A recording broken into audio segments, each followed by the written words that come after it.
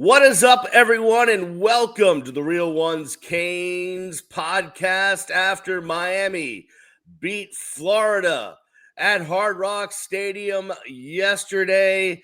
The final score, Miami 26, Florida 7. There is my co-host. He is on my left if you are watching. If you're listening, he's wherever you want him to be. His name is Cam Underwood. He's a managing editor of State of the U. You can follow him on X at Underwood Sports. I'm Brian the Beast London. You can follow me at Miami Radio Beast. And yeah, there you go, Cam. Yeah, you pointed the right direction.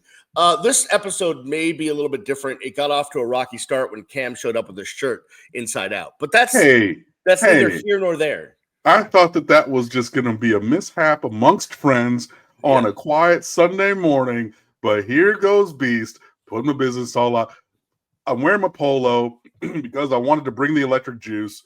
He's wearing this Crocs shirt. Yeah, Crocs. Making Crocs. fun of the people in Alachua County. And I was just noticing how much color was in my shirt. Like I had this stripe down the middle of green. I was like, man, I don't remember this shirt with this design and all these seams on the outs. Oh, whoops. But anyways, here we are on a good Sunday morning recapping the night that was at Hard Rock with a big rivalry game win over the Little Brothers from Alachua County and sending them back into oblivion, not having beaten Miami in Miami since 1985 when I was the ripe young age of 4. It was the last time they beat us down here. We are 9-2 against them in the last 11 meetings. And they can go suck it. By the way, the Crocs thing isn't just a reference to, their entire program being a Croc. It is a reference to one of the years their astute athletic communication staff put a crocodile on the front of their media guide instead of an alligator. So that happened. In any event, yes. We were both at Hard Rock Stadium last night. The crowd was juiced. It was a packed house. It was, I would say, at least 80% Canes fans. Yeah, there were some Gator fans sprinkled in, but there was no big pockets or big groups of Gator fans anywhere. It definitely wasn't the same as it has been in the past. You and I both heard from people that may or may not root for the orange and blue that just decided, you know what, I'm not going to go to the game. Just gonna have a little gathering at the house, do some wings and steaks on the grill, just sit around the living room and just kind of hang out. The feedback I got is that they were watching the Office reruns instead of the game. But I did have one friend who stuck it out through the third quarter because God bless him. I mean, their mental fortitude was there, and even when Miami should have been up by more and was only up 13-0, then Florida gets their one drive, and then it was like, all right, and so the group, we sit next to each other in the press box, so we see the activity, not like we're reading the messages, but we see the phones flashing. Right. I know you saw my phone flashing a lot because he was in the group chat, yo, what's up? Hey, what's up? Hey, what's up? And then early in the fourth quarter, decided to go do other things, we'll call it. Yes. But yeah. So, there were the biggest collection of Gator fans together in the stands was the pep band that they brought. It was half quarter of their marching band in the one corner on their sideline. That was the biggest group. I was expecting more, but understanding where they are as a program and a fan base in the journey with the entire organization, just because it's in a really bad state of affairs. I understand why people would elect to stay home if they were a Gator fan. And look, have a little gathering, hope that something was going to shake. And as soon as it started going the way it was going, bust out the Monopoly, bust out the spades, bust out the Office reruns, because this was never going to go really any other way than it went. So let's get into this game, right? It starts out picture perfect, right? Florida gets the ball first because Miami defers. Florida goes 3 and out. Then Miami takes over. Mark Fletcher's running the ball. Carson Beck throws a couple of incomplete passes, but then Marty Brown gets into the game. Marty Brown with the catch, Marty Brown with the run, Marty Brown into the end zone, touchdown Miami. Things are looking good. Then another Florida punt, then another Miami possession, and that didn't quite go as planned. Sorry. 16 plays for a field goal on the second drive. Yeah. Okay. Yeah. We'll take it. So now that's 10. Then Florida takes over again. DJ Lagway incomplete. DJ Lagway, Jackson rushed. Lagway, whatever. That ended up in a where did that end up? That ended up to another punt. Yeah, there we go. Then Miami takes over, punt. Then Florida takes over, punt. Then it's just punt. It's just punt. It's just punt. It's just punt. There was 11 punts in the game, I believe. And Miami got another field goal. And Florida couldn't score. Florida couldn't do anything on offense. The defense was playing lights out. And then the halftime came. And then the third quarter got really bad for Miami on offense. They were anemic, absolutely anemic on offense. Could not do anything. Kind of got away from what they were doing in the first half. And then the Gators managed to have one drive where they actually looked competent, and a couple of breaks by the Miami defense lands to a Gator touchdown. And now this is where I'm, me, filled with anxiety. This is where oh no, it's happening. Here we go. But the Corey Heatherman defense, Cam, they correct what they needed to correct. They're resilient. They come out, and that was it. And then Miami gets a couple scores after that and ends up winning the game. But I think the story of there's a couple of stories from last night. I want to get your thoughts. One is just another incredible performance by both lines, offensive and defensive. Two, really another outstanding job by Corey Heatherman and all the defensive coaches in the defense. Three, I would say would be maybe Carson Beck's worst game in a while. He just wasn't. It didn't look like he was seeing things great. Now, obviously, the Gators are they're on scholarship too. They're doing things to confuse him and whatnot. And four, I'm just going to be honest with you. I think the unsung hero of this team this year, we could talk about who the MVP should be, and whether it's Rueben Bain or up until last night Carson Beck, or maybe you go with CJ Daniels for the unbelievable catches, or Malachi Toney, but the unsung hero is Mark Fletcher. And I feel so good for that kid. Between him and Marty Brown, Jordan Lyle was held out again last night, as well as JoJo Trader. The two of them running the football, it's ground and pound, and I don't mind it. I actually kind of love it. Wow. That's a lot. Sorry. Okay. I had to. You're good. I've been you had to dump. You had to brain dump. I get it. Yeah. No, I hear you. I went to bed at 2:40 and woke up at 7, so I've been thinking about that ever since with no sleep. No. You're good. You're good. I'm going to start with the run game, and I'm going to go back to the other things. So I'm going to start at the end, and then I'm going to jump to the beginning. For those who are listening to all these things. Number one, the run game. This is Cristobal football. To Cristobal, if you will. Cristobal, yes. Yes. To his fever dream state. You have Mark Fletcher with 116 and a tud. You have Marty Brown with 80 and 2 tuds, and it should have been more because they whistled down a play that was live. Ass-hass refs. It was completely the wrong call. He told the refs that it's unreviewable for forward progress, but clearly he's in the middle of the pile, moving, shaking, spun out. He never stopped once. He was never stopped once. Yeah. Never stopped once. But the referees, obviously, they're not in the middle of the pile action, and so they were out, and it was the quickest whistle I've literally ever seen in my life.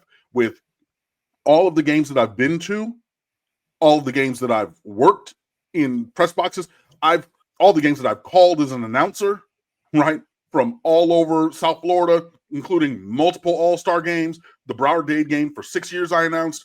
I've done all kinds of things.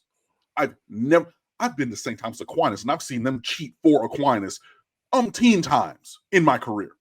I have never seen a whistle blown that quickly for forward progress, literally in my life. But I digress. By the way, just it wasn't SEC referee officiating crew. It could have been a Martian crew. I don't care. It was wrong, and they robbed Marty Brown.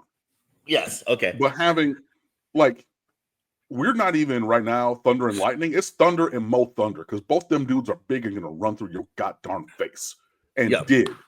And Cristobal loves it. I love it.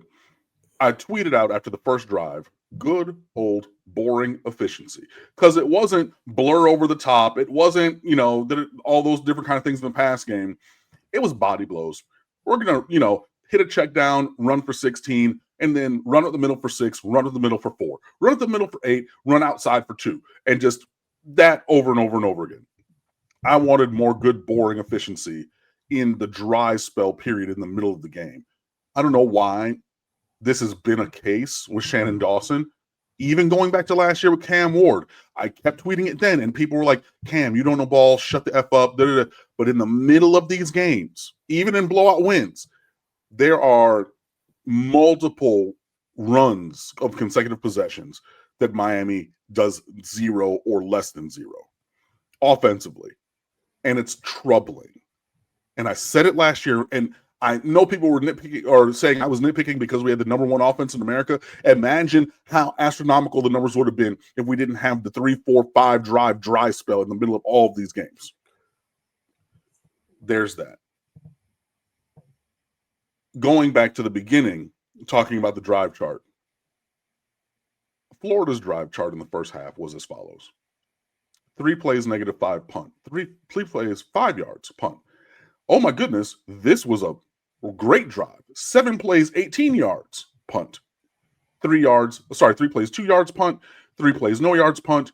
3 plays, 2 yards punt. All of those were first half possessions. They were in hell. DJ Lagway couldn't see anything. He's very bad. He needs so much work. Oh my God. And do not talk to me about him transferring here after the year when Carson Beck leaves. The answer is no. Do not want. But, after that, 11 plays, 80 yards for the touchdown in the third quarter. And then Miami, Carson Beck threw them an interception on the first play of the ensuing drive after Florida scores. 8 plays, 21 yards, turnover on downs, 3 and out, and then 4 plays, -2, turnover on downs, 4 plays, 2 yards, turnover on downs. Your defense clamps, boom. I think the story of the day was definitely the defense. I think the offense did struggle. I know for a fact this was the worst Carson Beck game that we've seen. This was the worst Carson Beck game against the Florida Gators that we've seen. He's 3-0 against the Gators, though, so that's, that that's part. Good. I was going to say, yes, he ends his career 3-0 against the Florida Gators. He told us post-game from Jacksonville, he grew up as a Gator fan, wanted to go there. Yep. Apparently they didn't want him. And he says, well, I'm no longer a fan. I do have respect for him. But, belts to ass, you went with somebody else. I think that the story for sure is the defense. It has to be the lead story. It was the thorn in our side last year that kept us from the ACC championship game and college football playoff. I saw many people tweeting last night, Lance Guidry cost Miami a national championship. I'm not necessarily going to go that far, but cost us a chance to compete for? Yes, absolutely. With a generational cornerback and the best offense literally in the history of the University of Miami. Like, just look it up, guys. And I was in college for the 01 team. Like, we lost the second game my freshman year in 2000 and not again until Connor Barth in week 6 my senior year. You know what I mean? Like, I literally had classes with these dudes. Like, I was there. I saw it firsthand. And I know a lot of you guys did too. The offense last year was better. The offense was, statistically at least, better. Like, yeah, it was it was troubling. But this defense with Corey Heatherman, incredible. My immediate thought watching this game is Joe Echeverria and Rudy Fernandez and Canes Connection and you and me and anyone listening to the sound of our voice. Find the money to keep Corey Heatherman because other teams are going to be coming. What did I say in the press box last night? What did I say? I don't know if you heard me or not. I said a lot of things. Remind me. I turned to you and I said Corey Heatherman might be one and done. You did. You did. And that statement is informing what I'm saying now. Yeah. Find it. I'm not even going to try to get 3 years out of him here. I need at least 2. I need this year and I need another 1. That's because past that, this dude, the ceiling is the roof. He's going to go, I don't know, to whatever other contending team or get his own program as a mid-30s aged head coach. But he is not made for the ground. He is made for the sky. And this defense is incredible, and I love it. I think I addressed all the things that you wanted to say. You did. Cool. Let me ask you a question, because a national reporter asked me this question last night. Okay. The lull in the offense. Was that a Shannon Dawson situation? Was that a Carson Beck situation? Or was that a Mario situation? I think it is. I think it's more a cake than scrambled eggs. And what I mean is, please translate. Scrambled eggs is one ingredient. Eggs, pan, done. Sorry to your ears because I whistled. If you're listening, I apologize. But a cake, you have eggs and you have flour and you have vanilla extract and you have milk and you have butter and you have sugar and.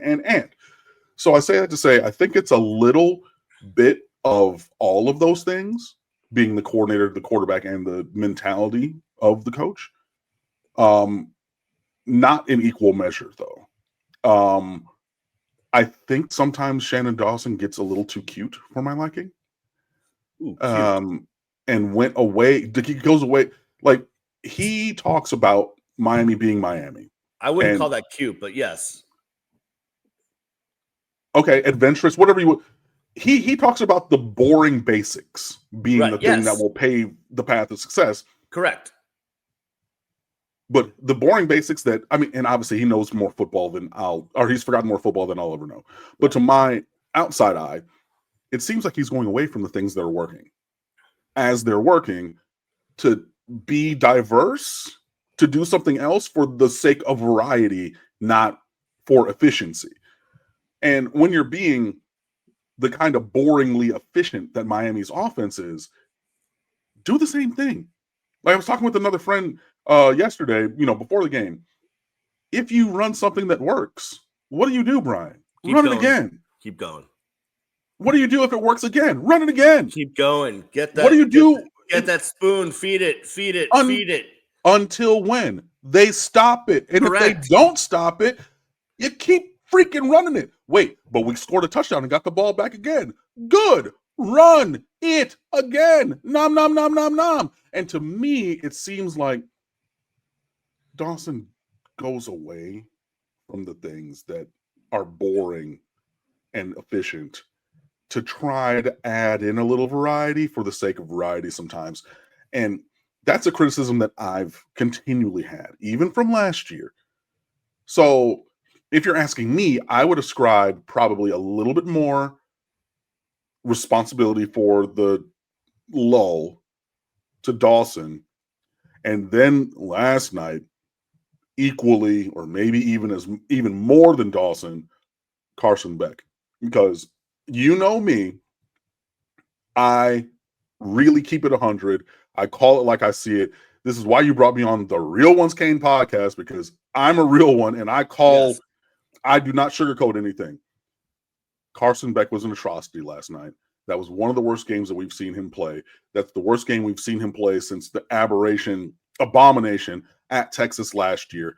That was peak or valley bad 2024 Carson Beck from Georgia. All kinds of people were tweeting it and said that was the guy that Kirby wanted to get rid of. Like, that was the Carson Beck we saw last night. Atrocious. So you have to be a little wary of that, or aware of that, when you're calling plays as Shannon Dawson, because, I'm criticizing what was called, and maybe Shannon Dawson on the prep, for the game said, I want to do, well, we did ABC. And after you do ABC, I really want to get to DEF because that's going to pop and that's going to work. And then you see Carson looking like, sewer water and say, all that extra stuff, throw it away, because he's not the player to make those plays today. So, yeah, I would put it more on Dawson and Beck.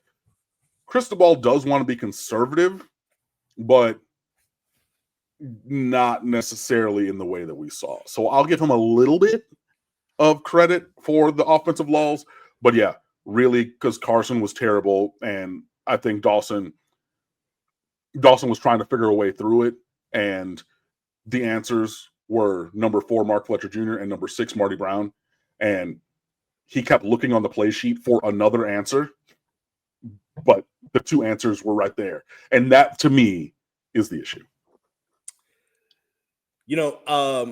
It was just abundantly clear Carson was just not seeing the field great. Now, listen, I give credit to Florida, right? Got a great defensive coordinator. They got a lot of athletes on defense. Yeah. It's not like Carson's playing against no one out there, right? Right. So that has to be factored into it. But he just clearly, it just wasn't his night. The interception that he threw, that was interception. Cormani McLean. Yes. Yeah, that guy. He just, the ball just didn't get there fast enough. If he had thrown that with some oomph, it would have been caught. It would have been a great throw, but it just wasn't happening for him last night. But you know what? I still really would rather have him than almost anyone else in the country. Oh, yeah. Yeah. I mean, it's just, you cannot substitute the amount of experience he has in big games.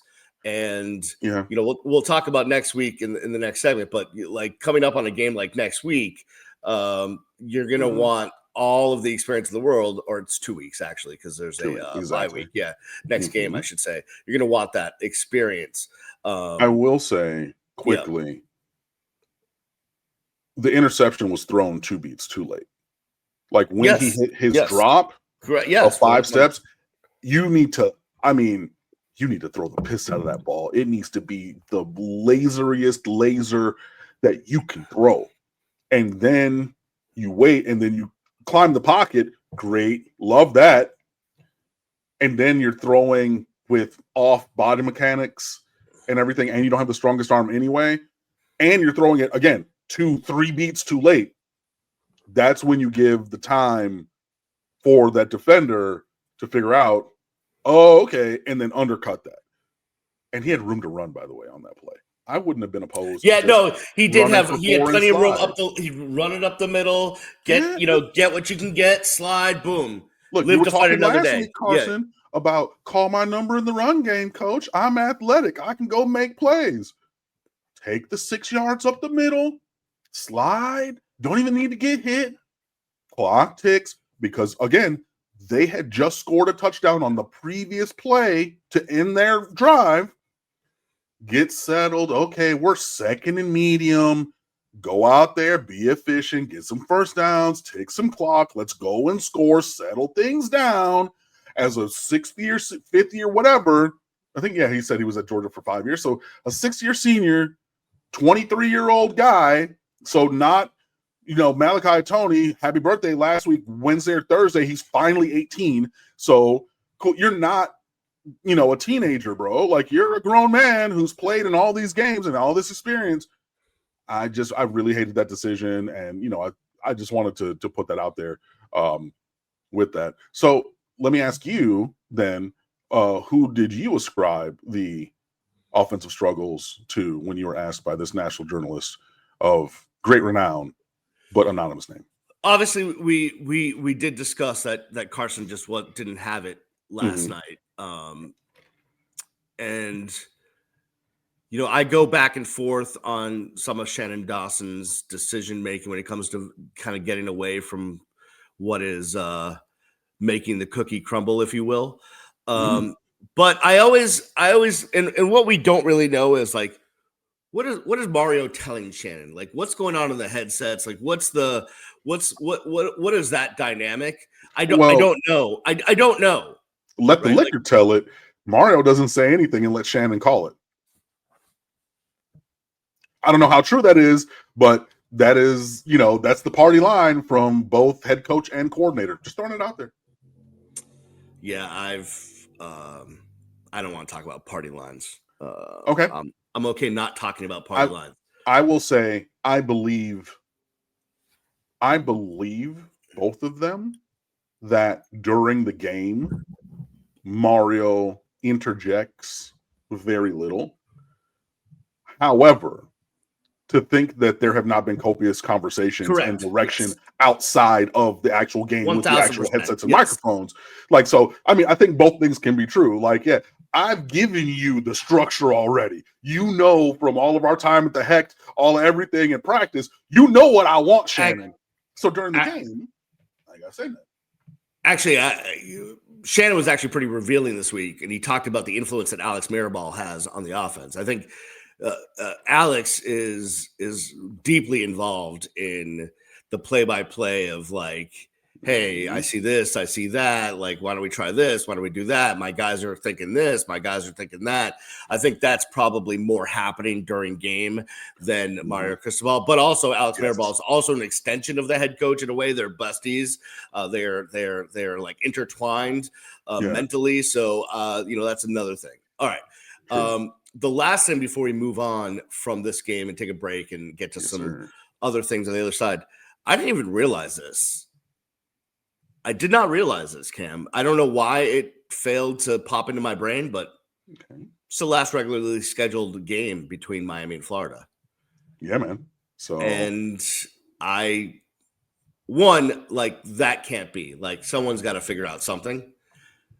But two, if it was, well, down goes the Gators. Yeah, there are lots of rivalries, traditional rivalries that are, going the way of the dodo bird in college football. SMU, TCU, the Iron Skillet, they played their last scheduled rivalry game yesterday.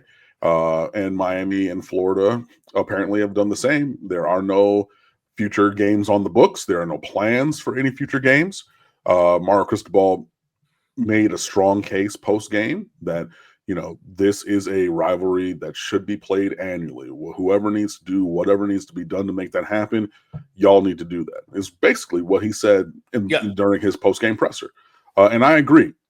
And I understand the dissension from Florida people. Obviously, they don't want to play us because they lose to us all the damn time. And I know that they're going to say, sorry, Brian.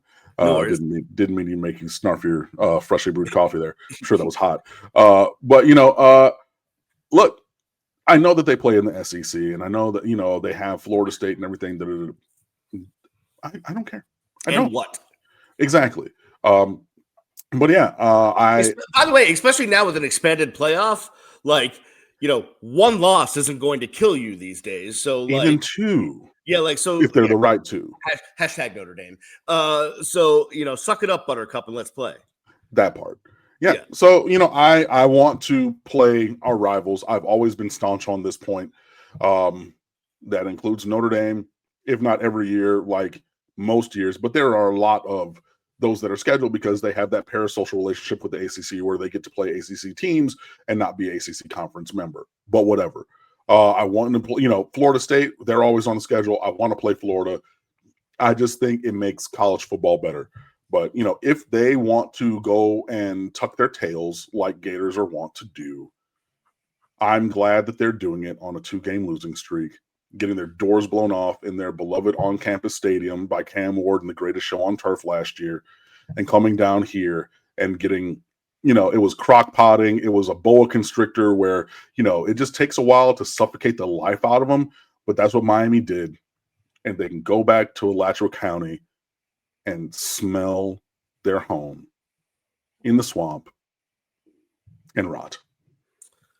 On that note, let's take a break. On the other side, I have a couple of quick hitters, a couple of different topics I'd like to get to, which I have not prepped you for. So we're going to just hit you and see what happens. I'm ready. That more on the other side. You're listening and watching the Real Ones Canes podcast. Welcome back to the Real Ones Canes podcast. He is Cam Underwood, managing editor, State of the U. Follow him on X at Underwood Sports.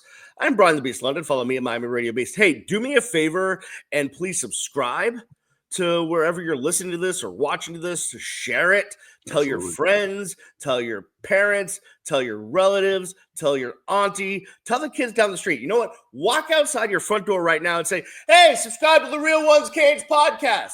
That would be amazing. I mean, if you're a real one, then that's what you should be doing. The other thing you need to do is check out the amazing website that Cam is the managing editor of. That would be thestateoftheu.com. And Cam, there's such great stuff on there. It's open 24/7 and it's free at stateoftheu.com. Yeah, man. You know, we do great stuff over there. I'm really, really proud of what we did this week for Rivalry Week. We always lean into our big moments. I believe we had 34 pieces in the story stream that's up on the website this week. A variety of things that were there. This is our day after film review by Justin DeTavio, a longtime football coach. You can see all kinds of things, the Canyon Arrow keys to victory, and more. And so just going through the Doppler of, you know, because hurricanes radar Doppler, things like that. We get you. You know, and yeah, just some great stuff. We got the feed over here on the right for you to contribute to. Oh, that's a lovely picture. That is a great picture on the front page right there. Yeah, you know, and not proprietary. That one, the one above it. Oh, this one. Oh yeah, that's a great picture. Oh, look, I love all of our pictures. And here's our story stream for Rivalry Week with all of our great content. Lots of great contributors here at State of the U. Please come on over and fan with us. We really enjoy engaging with you guys. Brian, you can take that down off the screen. I mean, I felt you, man. Yeah, man. So, just come on over and check out the website. I guarantee that there's going to be stuff that you like, probably some stuff that you love, maybe some stuff that you hate, and then you want to talk about. And I'm working on no fewer than 3 pieces during this bye week that I'm putting a lot of labor of love into, and I believe that you'll enjoy them. I'm not going to tell you the topics. Okay. You're going to have to keep checking the website and find out. If you need a diary from the road in Tallahassee, I'll be happy to help with that. Except I'm staying 2 hours away in Lake City. You heard it here. Done. Yep. I'm staying 2 hours away in Lake City because you know what a hotel room in Tallahassee goes for on a game week? Way more than anybody's willing to pay. $900 a night. Yeah. That's price gouging. Thy name is Tallahassee. That's what should happen when you have 3 hotels in a city. In any event, it's such a lovely, horrible place. Cam, I have a couple of subject matter to get to for you. After the game, our man Rueben Bain he may be quiet at the podium, but behind the scenes, he is a true Miami Hurricane. They delivered a platter of fried gator into the locker room, in which case he was just loving himself eating some gator after the game. So that was happening. So there was that. Then there was, and I love that. That's fine. That's the good type of stuff. Yeah. On the other hand, our boy Anez Cooper, I don't know if you caught this or not, but I did. He was throwing a lot of shade at Cormani McClain. Now, I get it. I get it. These guys know each other, the recruiting battles, all this other stuff. Cormani has his own history with the University of Miami, but I don't know, kind of rubbed me a little bit the wrong way. It was like, dude, you beat him. Just leave him alone. Just leave it. Move on to the next kind of situation. Right, but Anez Cooper really took exception. He felt that Cormani McClain was diving at his knees late. Oh no, I get that, but right, I just wanted to give context to the people because it wasn't just like we beat you and I don't like you, so I'm gonna go out of my way to talk. It was like because he said that he's like, yo, you're trying to hurt people, you're trying to dive at me. You know what I mean? So I understand, and especially in the moment of emotion, in his pads still, not even like taking the pads off and going to shower, on the adrenaline high of competing at an elite level, right? I understand how all that added testosterone kind of manifested itself in an aggressive fashion from Anez Cooper. And especially if you felt like somebody was trying to hurt you, I get it. I totally understand it. Like, yeah, in my fledgling athletic career back in high school, like I did and said similar things when I felt people were trying to hurt me. I agree. In games. So I get it. I understand also how that would rub you the wrong way, because it's like, it feels better when it's Rueben Bain eating a piece of Gator and a reporter in the locker room asks him, he goes, yeah, eating fried Gator, Billy Napier's finest. Like, that's hilarious. I get that. That feels better than the Anez Cooper Instagram live stream screaming at Cormani McClain, and he called another number. I don't remember which one, of a Florida defender, saying, yo, come see me because y'all were trying to hurt me. So now we can we can step outside and handle this like gentlemen. I get that one feels better than the other, but I understand both. And as somebody who's going to stand on business, especially when you feel attacked in that kind of a way, like corporally, like you were trying to attack my body, you were trying to hurt and injure me. I don't necessarily love it from Anez Cooper just because of the visual. And of course, like, it was screen capped immediately and put on social media. But well, so that's the thing, right? Like if that was like a personal message to Cormani, like, yo, I'm going to send this to your phone, perfect. Yeah. But like, we know how social, like, people are going to take that out of context. People are going to have that everywhere. It's like, it's just a headache. Like, you don't need a headache. That's just my thought. Like, listen, trust me. I grew up with the baddest talking canes of all time, like running their mouth, right? Like, Alonzo Highsmith, and his boys, calling Brian Bosworth in his hotel room the night before, like talking crap. Like, yes, I'm all about it. And Jerome Brown, like all of that stuff. Like, trust me, I get it. It's just like Al Blade Sr., God rest his soul. Like, right, yeah, all of that. But again, that was a different time where, like, you could say something and it wouldn't be in 4 billion eyes in like 3 seconds. It's just but also it was a different time when the Miami Hurricanes were the biggest, baddest boys on the block. And so if we're tapping back into that with Anez Cooper, and that means the team is going to be the biggest, baddest boys on the block, then you know what? I love it a little bit more than I did when we started this conversation. By the way, I don't know if you were still in the press conference or not. Did you leave early, or like I didn't catch? Yeah, I slipped out after a couple. Yeah. Markel Bell joined us. I missed that. Yeah, he's really tall, by the way. He's a big boy. They said, hey, someone asked him, hey, were you talking a lot of trash? He's like, nah, man, that ain't me. That's for 73 to get done. And I'm like, yep, that makes sense. Big facts. Yeah, like that makes sense right there. All right, let's move it real quick. Okay. So before we get to Florida State, it looks like the AP is probably going to remain the same. Miami will remain at 4. There's no, I don't think they'll move up, but I did start seeing some of the college football playoff projections. Then now it doesn't come out till November, so a lot can happen until then. Cam, they have us at 1 or 2. Cam, indeed they do, and I don't know how I feel about that. I mean, I love it, but also I want to be disrespected.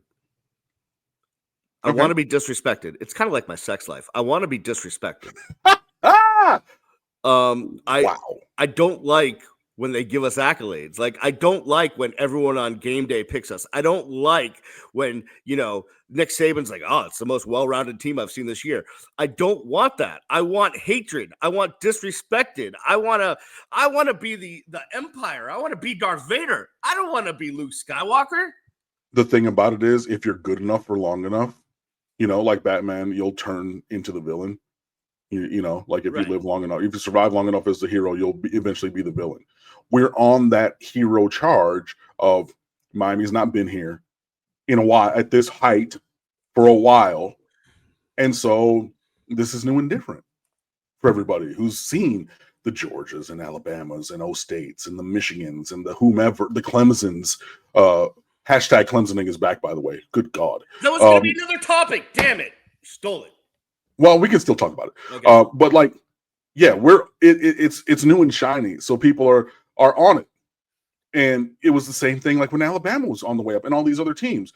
And then you stay there, and then it's not nice, and it's not a story to talk about in glowing terms because the presence of said team at the top for so long eventually inhibits your team from success. And I'm fine. I get it. Going through that. But just like I told you last week, just like I've told you in the press box multiple times, this is what we wanted and have been working for. We sat through the Donald Chaney didn't fumble game. Yeah, when Mario was trying to get him 100 yards and lost to Georgia Tech. Yep. We sat through, Georgia Tech last year and Syracuse last. We sat through all of this, all these recruiting losses. Middle Tennessee State. Michigan State with Mel Tucker and Manny Diaz, and saying we knew that they were not built like that, so we're going to drag them into the end of the ocean and make them drown. Said Michigan State about Miami. Yo, we've been through all of this for this right here. So I'm not going to lean away from this. We wanted to get back to the kind of performances that put us in these conversations. So I'm not going to shy away from it because for the last umpteen years, we know what the other conversation is. Miami has all this talent and underperforms with it. Why are they losing to Middle Tennessee State, who got their doors blown off the next week, by the way, and gave up all kinds of records for long touchdown throws and everything when guys, DJ Ivey, still playing in the league, got blurred 4 times in that game. What are we talking about? Yeah. The Georgia Tech punter dropping a dime, Harvin, whatever, on a fake punt, dropping a 50-yard dime on DJ Ivey's head. We sat through all of that to get here. I am not for a second going to say, I'm not going to shy away from this. I'm sorry. I know that you are more neurotic than I am. I know that you are definitely more a pessimistic person than I. Much more. You are on that raft by yourself. We've earned the place in the conversation where we currently stand. So give me all of that. And eventually, teams are going to, because we're away from their team. When it gets down into, championship time, when it gets into college football playoff time, and the proximity of a team of this ilk and this status comes closer to stopping their team season, then the tide will turn in conversation. But no, we have arguably the best player in the country who should be in the conversation for Heisman Trophy, Rueben Bain Jr. Yep. I know that Carson Beck had a terrible game. He's still a top 10 quarterback in the country. Our defense is locked down. We have playmakers everywhere. Malachi Toney still making plays when everybody is, when they're double bracketing him on third downs against Florida, he still just gets open and makes plays. We've gone through all of the heartache for years to get here. Give the team their flowers, but it's for us to talk about. I'm fully invested in this team having a true and a great process for how they are doing the work to get better. But yeah, I'm not leaning away or shying away from the status that others are ascribing to a team that's playing to this caliber and built in this way. Not for a second. All right. Your answer was perfect. And you are right. I live alone on Neuroses Anxiety Island. So it's totally fine. Two more topics. Not alone, but in this partnership of podcasting. Yes, correct. Yes. 1,000%. 2 more before we get to real quick on Florida State. We talked about Clemson. They lost to Syracuse yesterday. Yeah. Now, before their run in the teens, now they did win an ACC championship in 2011. And before that, when Dabo first got there, and even before, Clemsoning was a term. Clemsoning was a term.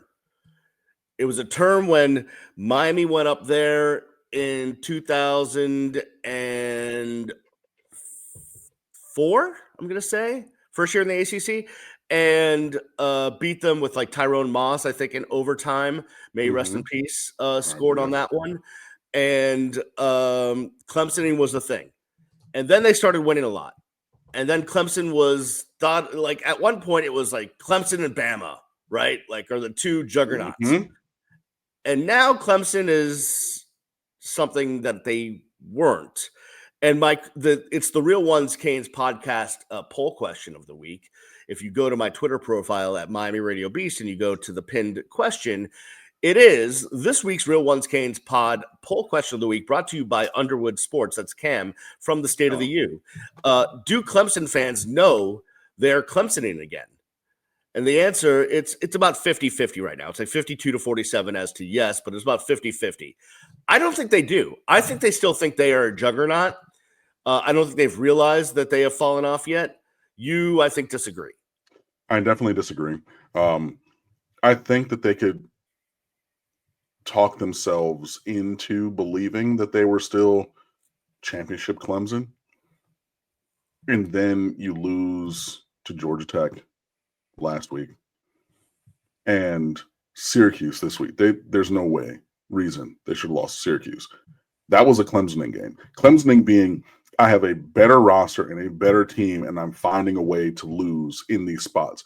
Now, peak Clemsoning was like 10-1 Clemson or 8-1 Clemson losing to a bad team to get to 8-2. But in the last 4 years preceding this one, but the last 5 years, including this year, right? So in their championship run, let's go there, 2015 to 2019, they lost a total of 5 games in 5 years. 1-1-2-0-1. Then they, since then, they lost 2 in the 2020 season. Fine. Past that, 3-4 losses a year, and now 1-3 through 4 games. Their golden era is done. Like, this is not Deshaun Watson, obviously before the nasty man stuff. But this is not Deshaun Watson in college. This is not Trevor Lawrence, Clemson. This is not Travis Etienne, Clemson. This is not plethora of wide receivers, Clemson. They still have a nasty D-line, but even still, they're not as dominant as the D-line has been at Clemson.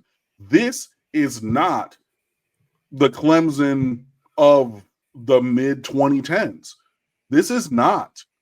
And the progression has been slow. And I think that last year's surprise ACC championship might extend a Clemson fan's view of dominance and championship level contention. But they only got there because Miami dropped the ball, and that was one of the worst. Like, if you line that ACC championship Clemson team up against any of the other ACC championship Clemson teams, I get you. They get their doors blown off. But 3 losses 2 years in a row, and now 4 losses 2 years in a row, and now 3 losses through 4 weeks. Like, this is how an empire dies. This is how a dynasty ends. It doesn't go from 14-1 to 6-6 and then stay there. It has the slow progression. We've seen the slide.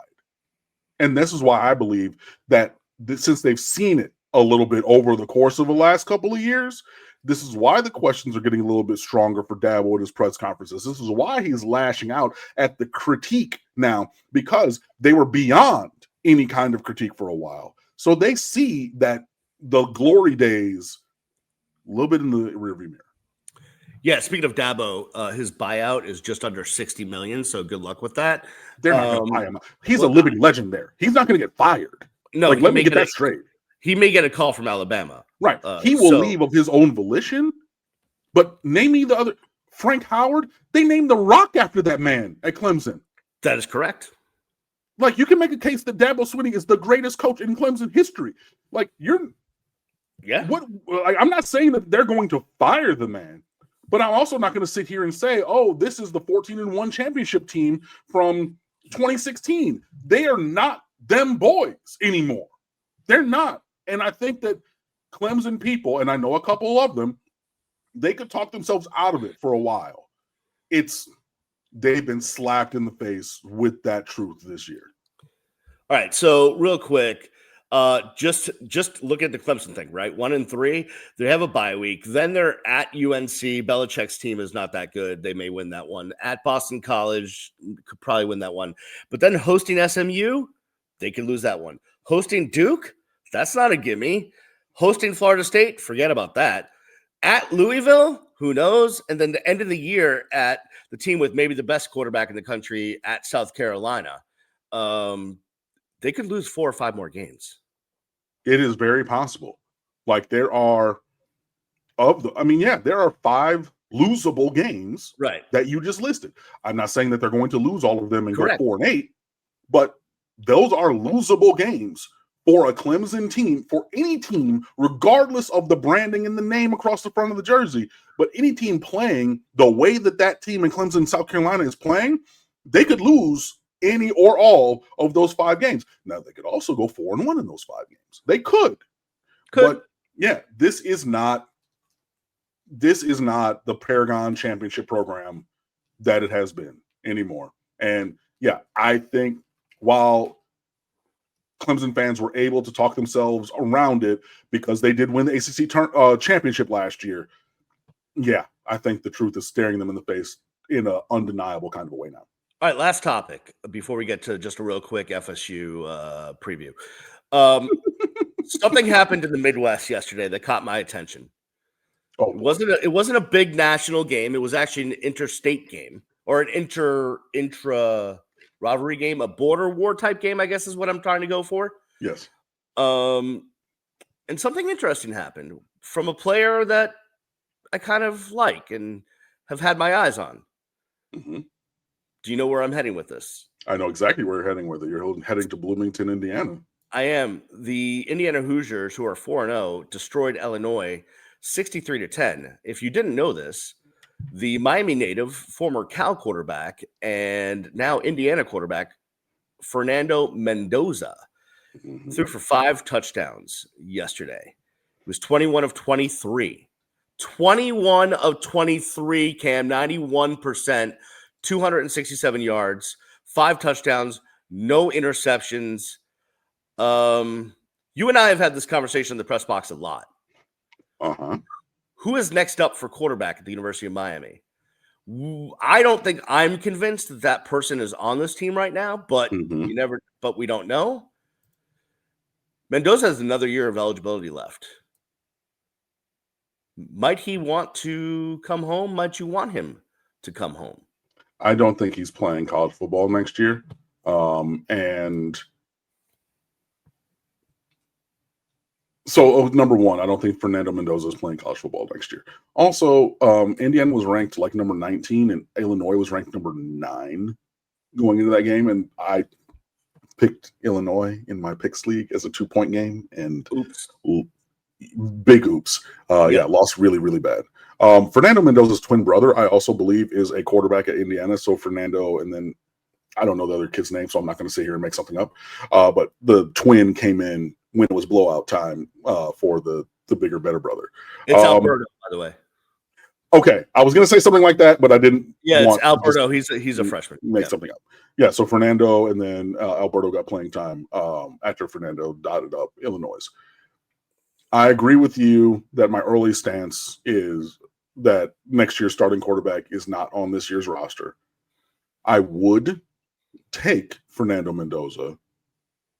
I believe that he would like to be at the University of Miami since he was trying into politics to get to University of Miami out of Christopher Columbus High School anyways, and went to Columbus, and like every Columbus kid wants to go to Miami anyway, like Mario Cristobal and Alex Mirabal and Deion Bush and insert umpteen million Columbus kid. Well, Bryce and Gerald.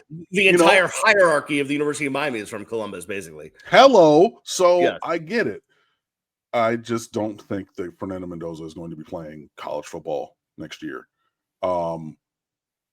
I think that he's a very fine option for next year. I think that Miami did the right thing and got the better quarterback in spite of a very bad game against Florida, juxtaposed with Fernando Mendoza dotting and dealing. You know, I get people who are going to say Carson Beck did this last night, Fernando Mendoza did this last night. Cam, what the hell are you talking about? I'm taking the long-term view. Florida's defense is probably better than Illinois. I don't know that for a fact, but at least athletes-wise. Mm-hmm. I mean, Illinois' defense is good, but I mean, Indiana's offense is great, and they, Cernetti schemes us up. So would I take Fernando Mendoza? Yes. Do I think that he would want to play at Miami? At this point, with multiple recruitments being ignored by Miami, I'm not even sure at this point that he would. Maybe he's, got that chip on the shoulder thing, and I would completely understand it. Wanted to come here out of high school. Y'all said I wasn't a FBS quarterback. I went to Cal, really played well against you guys, did things out there, and then went into transfer portal. I'm right here. You don't got a starting quarterback, and ignored me again after I showed and proved against your team what I can do. And now I went to Indiana, and now after this, it's Mike Jones. Back then they didn't want me, but now I'm hot and they all on me. Nah, homie. Absolutely not. I could see that being his mentality. So I guess that's two different answers. Would I take him? Yes. Do I think that he's still playing college football next year? No. So I kind of think this to be a moot point, but we'll see. All right. Florida State absolutely killed somebody yesterday. It doesn't really. State. Yeah, whatever. They're rolling. I mean, they beat Alabama to start the season. I don't really know how good Alabama is. I think they're good, but I can go either way on that. That'll definitely pan out as the season goes along. Listen, I give props to their staff up there. They were terrible last year, and they are definitely not terrible this year. They're really good. This game next or 2 weeks from yesterday is going to be a guaranteed game day, prime time, all of the things, right? It's going to be another huge game. That place is really hard to play in. It gets loud, that stupid song, all of it. It's going to be there. And I'm pretty sure that next week's game almost decides the fate of the ACC in some ways. Okay. I think it's too early for that. Maybe, but it certainly will have a big impact, I would say, on the ACC thing. And I think it is definitely, it could be a preview of the ACC championship. And it's going to, these two teams could end up in the playoff too. Man, there's a lot on the line in a couple of weeks. A lot on the line. I'm glad that we get a bye week here. I hate the ACC. I hate them so bad because we're one of three teams that has bye. So in a season with an extra week, so you get 2 bye weeks because there's 14 weeks to play 12 in the calendar. We get both of our bye weeks in a 3-week span. I freaking hate this conference for doing that to us. And I know that there's Duke and somebody else who has that same structure, but I hate it.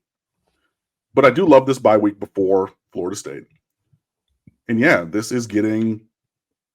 feels like the gathering storm before like a really epic matchup in this rivalry. It's gone back and forth with one team being good and one team being terrible for the last few times. There's been 6 touchdown blowouts going both ways, back and forth, in the last few years between Miami and Florida State, which is terrible. You don't want to ever really see that.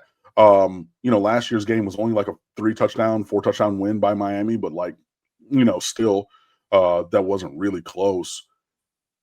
The last thing I'll say, my freshman year at UM was 2000.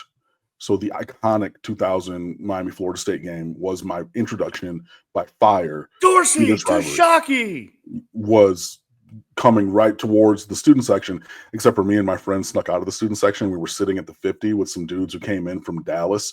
And at 19 years old, I had many an adult beverage that I was not of age for because the dad of the group was just like, I'm getting everybody beers. I said, Cool, bro. Also, they ran out of water in the stadium that day, so yes. I was hydrated by Budweiser that day. But I just remember it was just being a native Michigander, I've seen every traditional Big Ten team at the big house, with the exception of OSU, just because those tickets were always hard to come by, and I wanted to usually watch it with my friends at home. So I'd seen big rivalry games. I'd been to Michigan State. I was there for the Hail Mary in '91 with Colorado. I'd seen so many things, and I was like, yo, like, I've seen great football. Like, it can't get better than that. Lies. Wrong. I learned that day, this is different. And I know you were in the band, and obviously, know the war chant. I'll never forget. The Seminole Marching Band was in the upper deck of the old Orange Bowl on the end of the horseshoe on their sideline, so facing the 50 where I was sitting. And the first time they queued it up, you saw the drum major in all white stand up, and they have proprietarily made whistles, in case anybody's wondering, that are a different pitch than any other whistle in the marching band world. Crazy, I know. And you just hear that whistle, deep, deep, deep, deep, deep, and they have that drum fill that comes in on the pickup of 4, and that band hit on the downbeat, and it was the Fire of 10,000 Suns. And I'm getting like goosebumps on my arms thinking about it, and like just the memories and the feeling of the old Orange Bowl and that rivalry. And that was the Santana Moss big time players make big time plays in big games. That was that game. And I say all that to say that with the way that this season is going for both teams, it feels like we're leading up to that kind of a clash in 2 weeks. And I can't wait. And I will be there swallowing 4,000 Tums a minute. That might be a record. Yeah, it could be. Cam, I appreciate you as always. Hey, people, go check out stateoftheu.com. Please do. We will put a link in the show notes, so go check that out. Go check out Cam and the staff do unbelievable work, and it's free, so there's no paywall to get through. Also, please subscribe to wherever you're listening to this or watching it. Like it, thumbs up, comment. Please comment in the comment section. I like to get back to you guys if you throw it in there, and tell your friends and family. We appreciate you guys. Cam, I appreciate you, my friend. I appreciate you also. But for the comments, think of all the things that we talked about. Oh yeah, we gave is Miami like, are we overrated? Do you feel bad that people are liking us so much? The return of Clemsoning, the impending battle against Florida State. Like, there's that. And I mean, look, I know that I talked about a lot of crazy stuff on this show. And Brian also made a couple crazy comments in the show. Yes. But yeah, hey, leave your comments, like, subscribe, all those things. I appreciate you, Brian. And I also appreciate each one of you listening and watching the Real Ones Canes podcast. Take it away.